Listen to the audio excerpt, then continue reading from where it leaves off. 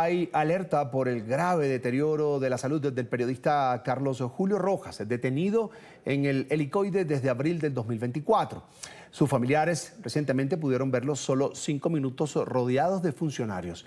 Denuncian que su tensión baja podría desencadenarle un infarto o un accidente cerebrovascular. Carlos Julio, que ya había sido agredido dentro del recinto, permanece sin atención médica adecuada y fue trasladado a una celda de castigo conocida como El Tigrito, allí en el helicoide, que es el centro de detención del Servicio Bolivariano de Inteligencia Nacional del régimen, denunciado ampliamente por todo el mundo como un centro de torturas. Pero muchos se preguntan qué es El Tigrito, por qué se le llama El Tigrito. Es una de las celdas de castigo dentro del helicoide, diseñada para infligir aislamiento extremo, tortura psicológica, una celda de 4 por 4 metros. 4 metros por 4 metros, 4 metros cuadrados, completamente oscura, sin ventilación, sin ventanas, sin baño, tampoco luz natural. Allí los detenidos pueden pasar días o semanas incomunicados, sin poder asearse, sin atención médica, sin recibir sol. Un régimen de aislamiento prolongado denunciado por la ONU como tortura blanca, utilizado para quebrar sin rastros visibles. Quiero darle la bienvenida en esta parte de la tarde a Zair Mundaray Rodríguez, abogado penalista, además criminalista, exdirector general de actuación procesal del Ministerio Público venezolano. Bienvenido, Zair. Buena tarde. Hola, buenas tardes. No, gracias a ti por la invitación. Acá a la orden.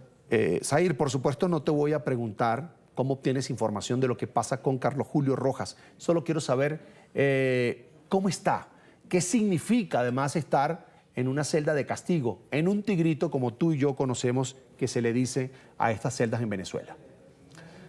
Bueno, imagínate ya el contexto de estar en el centro de torturas más grande de Latinoamérica, según documentación de Naciones Unidas, la Organización de Estados Americanos y todas las ONGs importantes que hacen seguimiento a estos temas. Y encima de estar allí, estar confinado en otro lugar, dentro de este centro de tortura, estar totalmente aislado, estar confinado sin contacto con terceras personas, en un lugar oscuro, con temperatura controlada, a veces le colocan mucho frío, a veces le colocan mucho calor, tratan de que las personas pierdan de alguna manera alguna relación con la temporalidad, no saben cuándo es de día, no saben cuándo es de noche, no tienes ninguna referencia horaria.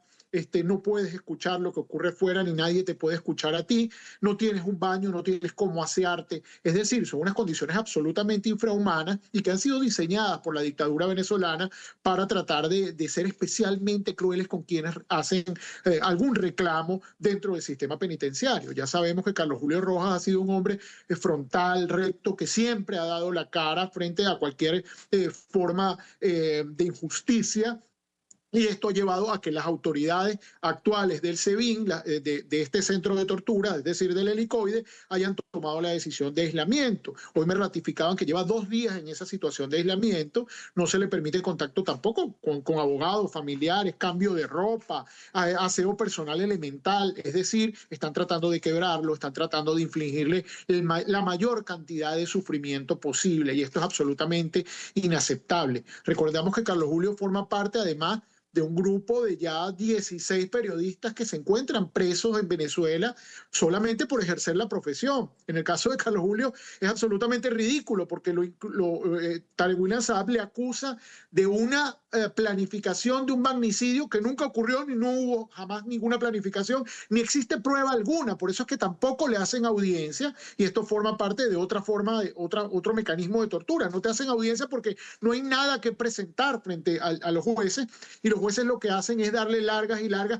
es decir, una suerte de pena de banquillo, y tampoco tienes derecho a nombrar un abogado que pueda revisar ni que pueda abogar o presentar algún recurso o alguna acción para tratar de restablecer tu derecho. Recordemos que están Acari Ramos, Yanni González, Juan Francisco Alvarado, Roy Branker, Julio Balsa, Leonardo Palmar, Salvador Cubillán, Viallo Pirelli, Víctor Uga, José Camero, Roland Carreño, Gabriel González, Luis López, Ramón Centeno. Todos estos periodistas están presos por informar o por, de alguna manera, ser la voz de quienes no tienen voz y denunciar algún hecho contrario a los derechos humanos fundamentales de las personas en Venezuela. Zair, entiendo, por supuesto, que Carlos Julio Rojas es un preso político del régimen de Venezuela. Pero quiero preguntarte, porque tú conoces muy bien cómo funciona el sistema de justicia en Venezuela, el que está en la ley y en las normas como tal, el que debería respetarse. ¿Quién es el responsable de un procesado, que es el caso de Carlos Julio Rojas? Esté en cualquier cárcel del país. En este momento este señor está en el centro de torturas denunciado así mundialmente, conocido como la sede del Servicio Bolivariano de Inteligencia, SEBIN, en Caracas, el Helicoide. ¿Quién es el responsable final de esa persona? Que no muera. Tal vez una persona procesada judicialmente debe aportar información, tiene derecho a defenderse, como tú decías. Pero ¿quién es el responsable final de esa vida, Zair?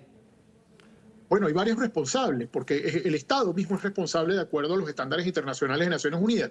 Pero en el caso del SEBIN es bueno que la gente entienda que ellos han tratado de crear como una suerte de monstruo jurídico para tratar de difuminar la realidad de la responsabilidad.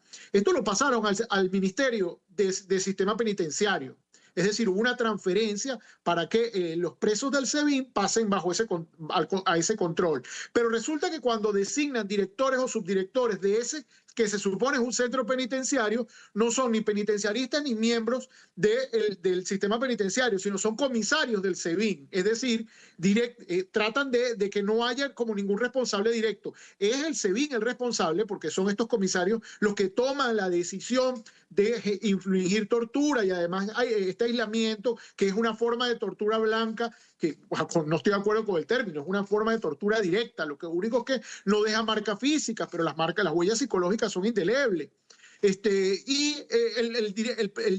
ministro del Sistema Penitenciario, pero además la Dirección de Derechos Fundamentales del Ministerio Público tiene que velar porque se cumplan los estándares internacionales en materia de derechos fundamentales. Así que Tarek William Saab también es corresponsable, como es corresponsable el Defensor del Pueblo, porque cuando uno ve en la ley orgánica de la Defensoría del Pueblo, dice que tiene que velar por los derechos humanos de las personas que están procesadas, imputadas y que se encuentran en el sistema penitenciario. Y el Defensor Público que le han designado en la causa a Carlos Julio Rojas tiene como una de sus funciones principales notificar al juez cualquier situación irregular para que el juez trate de restablecerle los derechos que le están siendo violados. Así que hay una gama importante de actores principales que tienen una responsabilidad directa en esto y que además hacen que esto sea responsabilidad íntegra del Estado y que esta tortura que se le está infringiendo hoy, estos daños que se le están infringiendo el día de hoy y toda la violación del debido proceso sea responsabilidad directa de todo el aparataje de justicia estatal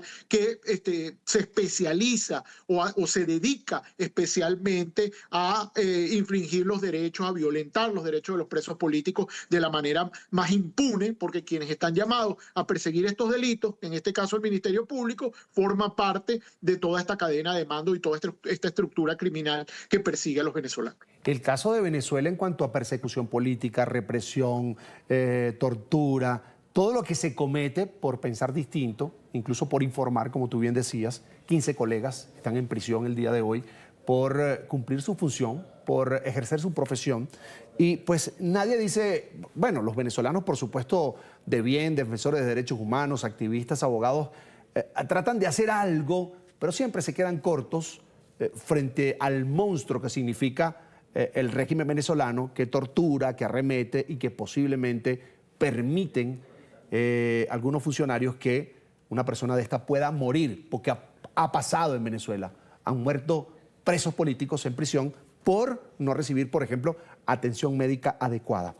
Ahora, Zair, yo sigo, bueno, nunca lo voy a poder entender, que es como el mundo calla de alguna manera frente a lo que pasa en Venezuela. Es decir, no es que callan, sino que no hay una acción que conlleve al rescate, por ejemplo, de personas que hoy están en riesgo de morir en prisión por pensar distinto y por la manera como procede el régimen de Nicolás Maduro. Bueno, no solo calla, algunos incluso hasta lo normalizan. Fíjate cómo los países que tienen gran cantidad de presos políticos, como Cuba, Nicaragua, Venezuela, establecen relaciones internacionales con organismos internacionales.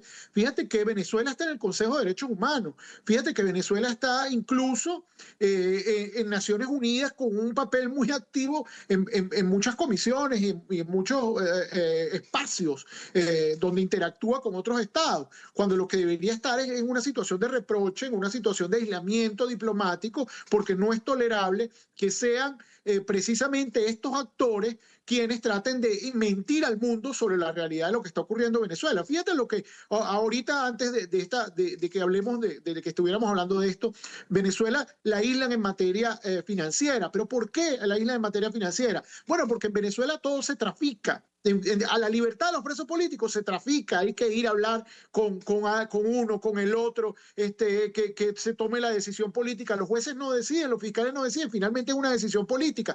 Bueno, así se trafica oro, así se trafica minerales, así se trafica droga. ¿Cómo no te van a sancionar si tienes una vicepresidenta que viaja por el mundo con un avión y maletas de oro de manera impune, al margen de cualquier legalidad y de cualquier normatividad? Y entonces se quejan. Fíjate que de la Cancillería dice que es ridículo que te sancione. Y así van en todos los espacios diciendo que todo es ridículo y realmente se ha quedado corta la acción internacional porque la normatividad está hecha para ciertos niveles de racionalidad, es decir, para países donde haya cierta funcionalidad institucional. Pero en Venezuela se cayó toda la posibilidad de que haya alguna institución que reaccione frente a esto, porque todos son partícipes de este mismo esquema. Entonces no hay llamado de atención que tenga calado, no hay hay una situación de negación interna, todo es mentira, todos están contra nosotros lo estamos haciendo bien, y mientras tanto hay una escalada de criminalidad, hay una escalada de tráfico, hay una escalada de acabar con los espacios públicos,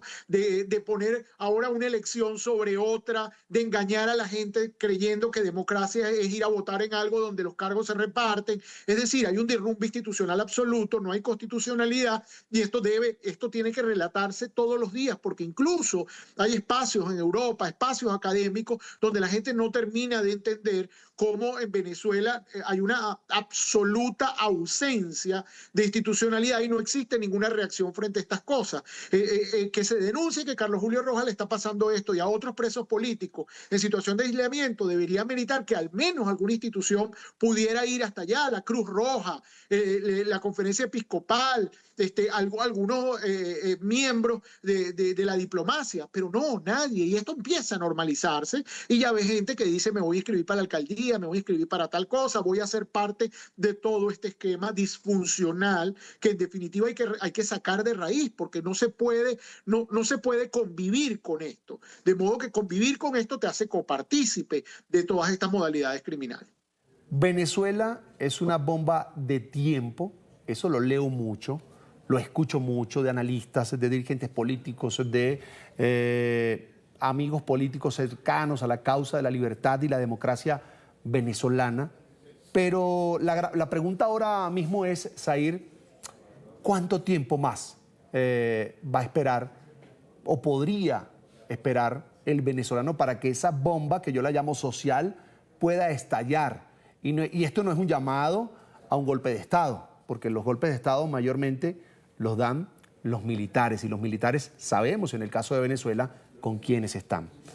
La bomba de tiempo social y el estallido de el venezolano que quiere que se le respeten sus derechos, que quiere vivir en paz, que quiere trabajar bien, que quiere que le paguen un salario digno y que en algún momento pues va a levantar esa voz de manera organizada con millones tal vez de venezolanos y que pudieran pues dar a ese cambio que requiere el país. ¿Cuánto tiempo más, Zair? Y aquí te invito a la reflexión, no como especialista, abogado, penalista, criminalista, sino como venezolano. Mira, es que incluso ya ha ocurrido. En 2017, en 2019 ocurrieron grandes movilizaciones, incluso en 2014. El país se rebeló de una manera horizontal, incluso sin mayor organización, con mucha voluntariedad, la gente salió a la calle. Y el régimen siempre consiguió el mecanismo para tratar de quebrar esas fórmulas de resistencia. Y cada vez lo hace más. Fíjate que por algo le conviene, por ejemplo, la migración masiva de jóvenes. Eso es un plan.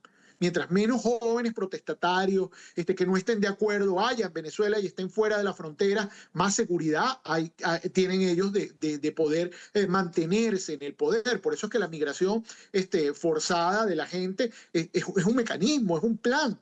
Incluso toda la situación social tan grave es de diseño. Tú no puedes explicar cómo un país con ingentes cantidades de ingresos que ha tenido durante estos 26 años tenga una población en una situación de pobreza tan absurda, tan grotesca, en comparación con otros países muchísimo más pobres. Entonces eso te dice y además que los únicos ricos son quienes hacen parte del régimen. Mira, yo ahorita veía a Cristina Kirchner le acaban de ratificar la condena por 70 millones de dólares.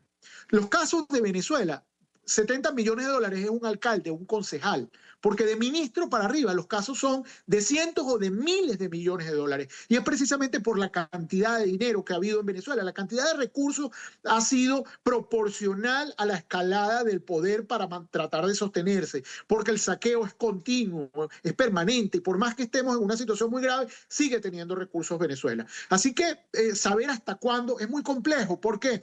Porque cada día cierran más los espacios, cada día intentan, fíjate que la mayoría de las personas que son hoy presos políticos, estamos hablando de más de 1000 presos políticos, muchos son dirigentes de base, gente que es líder en su comunidad, líder en su condominio, líder en su cuadra. Bueno, ellos ya han ido por otra categoría, que es tratar de quebrar a quienes organizan en la calle, a quienes alzan la voz de una manera comunal muy pequeña, muy pequeña. Y saben que tratando de aniquilar esas formas de resistencia les permite mantenerse en el poder. ¿Por qué los han sustituido? Bueno, por una serie de gente pagada, que son esta gente de las CLAP o de estas formas de organización afiliados a la dictadura, que de alguna manera sirven como sapos o entregan a estos activistas, a estos líderes sociales y comunitarios que son muy importantes para generar tejido social, democracia y los cambios fundamentales. Entonces, se sigue haciendo resistencia a esto, pero tener entender qué puede pasar. Mira, ocurren los imponderables. No hay una cohesión absoluta sobre el camino a tomar, incluso dentro de la misma dictadura. Hay contradicciones, etcétera. Pero en una sola cosa están de acuerdo: quieren impunidad. Por más que quieran algunos avanzar hacia alguna salida y otros quedarse, todos quieren impunidad. Y esto no es posible. Esto no es posible respecto de algunas categorías delictuales. Tú no puedes decir que no han matado, que no han torturado, que no han desaparecido, que no han perseguido. Eso no se puede decir y eso no se puede negociar. Entonces tú no puedes permitir que has durado tantos años en la comisión de crímenes de lesa humanidad y que haya un borrón y cuenta nueva, como han venido pretendiendo algunos, incluso a través de la legislación interna. Por eso es que pretenden ahora un cambio constitucional, y esto es muy grave y hay que hacerle seguimiento. Es cambiar el modelo de Estado para reducir mucho más las posibilidades de participación política. La Constitución ya no le sirve, ya no te sirve ni siquiera, te funciona de ninguna manera una constitución que hable de elección directa, secreta y universal. Sí. No, ya ahora van a buscar otras fórmulas, a la cubana, a la nicaragüense, donde solo un puñito vote y finalmente no tenga que hacer repartición de cargos, sino sea el partido quien haga las asignaciones de pequeñas cuotas. Y ese es el modelo hacia donde quieren marchar y ese es el modelo frente al cual estamos los ciudadanos en resistencia. Sí. Así que, ¿cuánto más? Mucho más. Vamos a seguir resistiendo porque los venezolanos no le podemos entregar el país a esta organización criminal que la mantiene secuestrada. En pantalla, Zair Mundaray Rodríguez, abogado penalista y criminalista, exdirector general de actuación procesal del Ministerio Público de Venezuela. Zair, como siempre, un gusto, buena tarde y gracias por estar con nosotros.